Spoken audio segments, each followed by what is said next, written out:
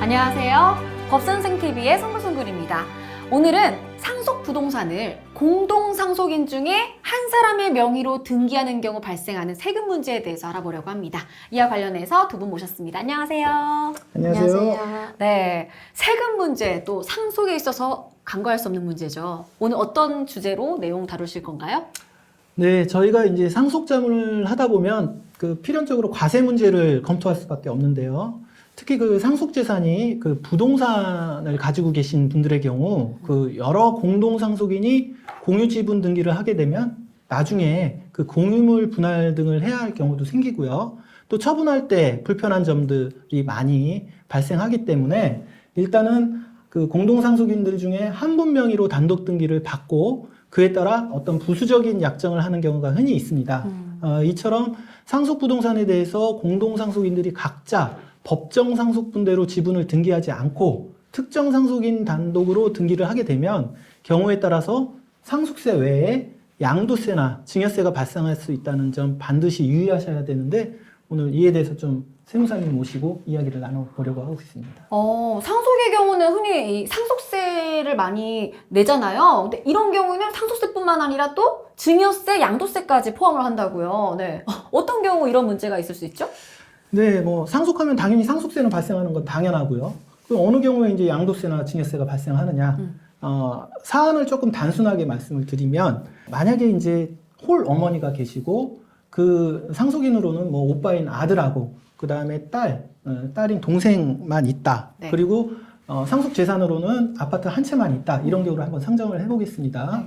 그런 경우에 어머니가 돌아가시게 되면, 유언 없이 돌아가시게 되면 보통 2분의 1 지분으로 각자 2분의 1씩 등기하면 이제 끝이지 않습니까? 네. 그런 경우에는 당연히 상속세만 발생하고 다른 과세 문제는 없습니다.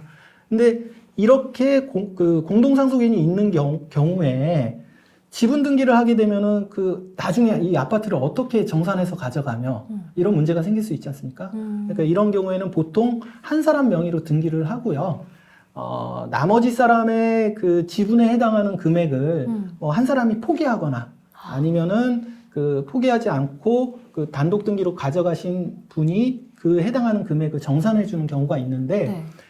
지분을 포기하는 경우는 예를 들어서 오빠가 단독 등기하고 딸이 지분을 포기했다라고 하면 딸이 자기 지분을 오빠한테 증여하는 꼴이 되죠. 그렇죠.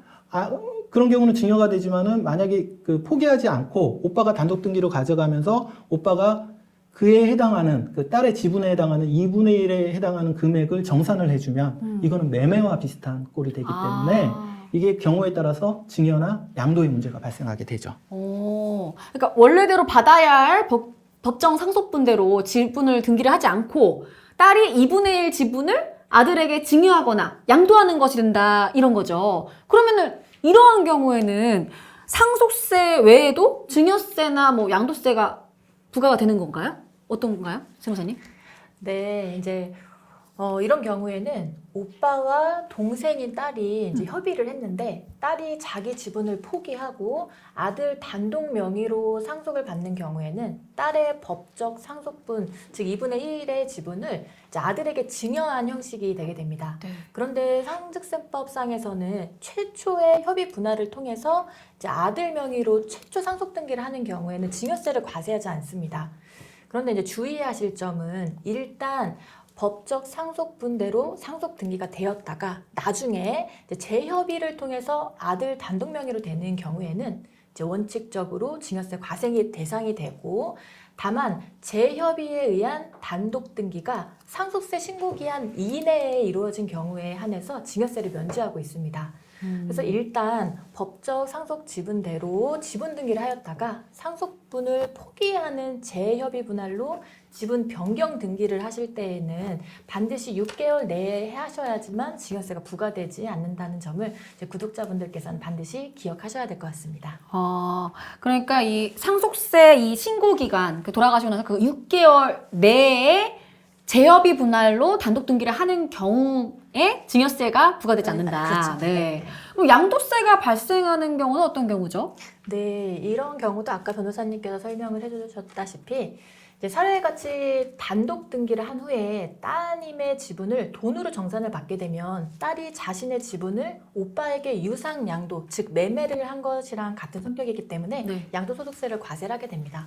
따라서 이러한 경우에는 양도소득세 신고 및 납부를 검토하셔야 됩니다.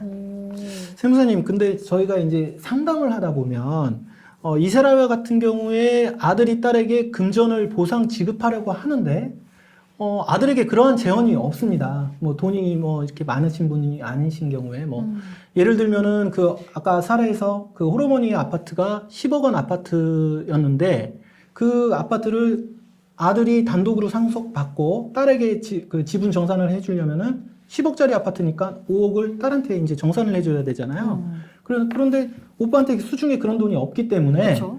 오빠가 단독으로 등기를 일단 받았다가 그거를 제3자한테 매각한 다음 그 매각한 대금을 가지고 반반씩 나누자는 경우도 많습니다. 아, 이런 경우는 어떻게 되는 거예요? 네, 이제 이런 경우에도 이제 실제로 변호사님께서 이야기하신 것처럼 공동 상속인들이 이제 부동산을 매각 후에 매각 대금을 정산하자고 협의되는 경우가 많이 있습니다. 아. 이제 이 경우엔 제3자에게 이제 양도를 한 케이스인데요.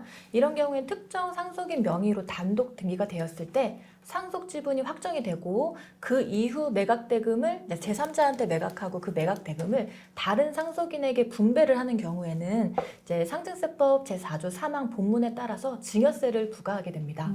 그리고 제3자에게 매각한 부분에 대해서는 당연히 양도소득세 검토가 필요하고요.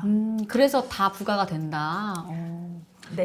그렇다면은 그 단독 명의로 등기받은 자가 자신의 재원으로 지분 정산을 하면 양도세 검토만 하면 되지만 재원이 없어서 우선 자신 명의로 하고 제3자에게 매각한 매각 대금을 정산하는 방식은 양도세 외에도 증여세가 부과될 수 있다는 말씀이시군요. 결국은 그 지분 정산을 할 때 단독 등기를 받아서 매각하고 정산하면 양도세 외에 증여세가 부과될 수 있으니 조금 불편하시더라도 이러한 경우에 공동상속인들이 자기 지분대로 등기를 받은 다음에 그 부동산을 처분하고 정산을 하게 되면 이러한 증여세 부과를 좀 막을 수 있다. 이런 말씀이신 거죠? 네, 맞습니다. 오늘 말씀 들어보니까 정말 흔히 있을 수 있는 세금 문제 간과해서는 안 된다는 생각이 드는데요. 오늘 말씀 감사하고요. 저희는 다음에 더 유용한 정보를 갖고 찾아뵙겠습니다. 감사합니다.